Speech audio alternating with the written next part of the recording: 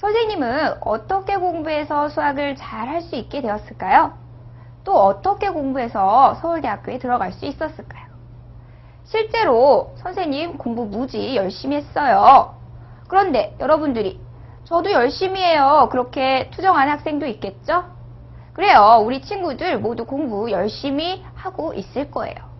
그런데요. 수학이라는 과목은 단지 열심히 한다는 노력만 가지고는 안 돼요.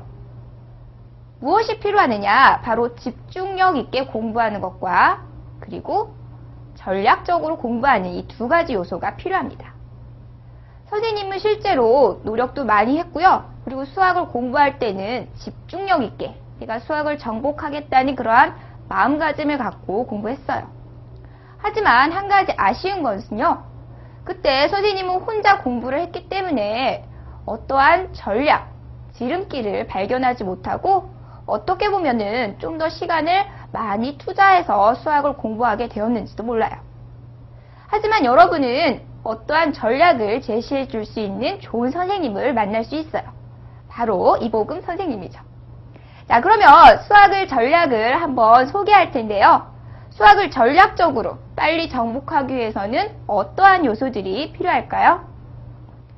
자, 선생님은 수학을 공부할 때 이러한 4가지 요소를 목표를 가지고 공부를 해야지만 좀 더 수학을 제대로 그리고 확실히 공부할 수 있다고 생각해요. 자, 먼저 논리성인데요. 우리 수학은 논리의 학문이다. 이런 말 들은 적 있죠? 그래요. 실제로 수학은 어떻게 보면은 논리학이에요. 그렇기 때문에 어떠한 계산이나 또는 어떠한 공식 그리고 어떠한 이론들은 모두 이유를 가지고 서로 연결이 돼 있어요.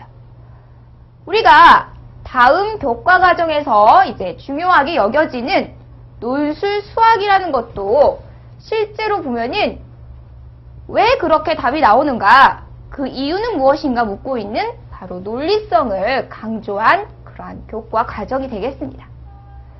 그러면 우리 이러한 논술 수학을 제대로 대비하기 위해서는 어떻게 해야 할까요? 바로 논리성, 왜 그렇게 되는지, 그 이유가 무엇인지 확실히 설명하기 위해서는 개념과 그리고 원리를 제대로 공부해야 합니다.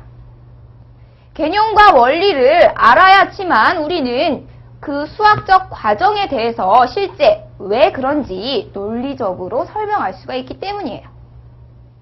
자, 그리고 두 번째 중요한 건 무엇이냐? 바로 수학은요, 체계화를 잘 시켜야 합니다. 수학에서 다루고 있는 영역은 무지 많아요. 그리고 그 영역들끼리 밀접하게 관련이 될 수도 있고 또는 전혀 다른 성질의 것들이 있기도 해요.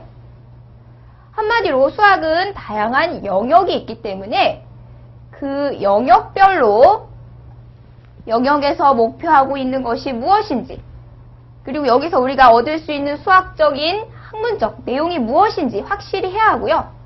그 다음에 이 영역을 단계별로 쉬운 단계로부터 그 다음 단계, 단계별로 잘 구조화를 시켜야 합니다. 예를 들어 봅시다. 우리가 수학에서 다루고 있는 것은 방정식이 있을 수 있고요. 그리고 함수가 있을 수 있고 그리고 그 함수를 그래프상에 나타낸 그러한 내용도 있을 수 있어요. 각각의 영역, 그 영역만에 집중하고 있는 요소를 파악하는 거 아주 중요하고요. 그리고 그 영역들이 서로 어떻게 연결이 되어서 하나의 수학적 사고를 이루는지 이해하는 것도 아주 중요해요. 우리가 이러한 영역을 구분하고 그리고 그 영역들 간에 체계화를 시키는 것은 어떻게 보면은 수학 전체를 파악하는 지름길이 되는 것이죠. 그래서 수학을 체계화시키는 것은 아주 중요하답니다.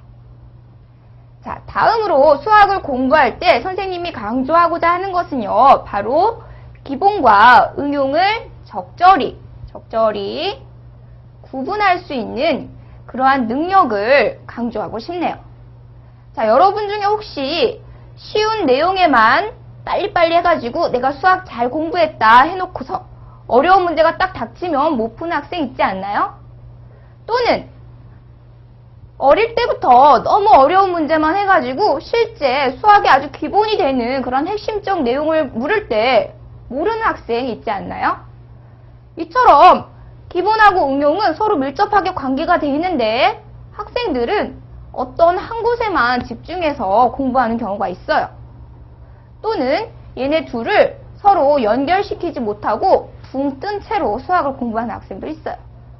자, 수학을 공부하기 위해서는요. 먼저 기본. 집을 지을 때 우리가 돌을 쌓듯이 탄탄히 땅을 다지고 돌을 놓듯이 기본을 아주 충실히 하고요. 그 기본에서 이제 어떻게 연결이 되는가 그 논리성을 따져서 이 응용편으로 확장해 가는 과정을 거쳐야 합니다. 무엇이 응용이고 무엇이 기본인지도 모른 채 모든 내용을 한꺼번에 공부하려고 하면은 100% 실패하게 돼요.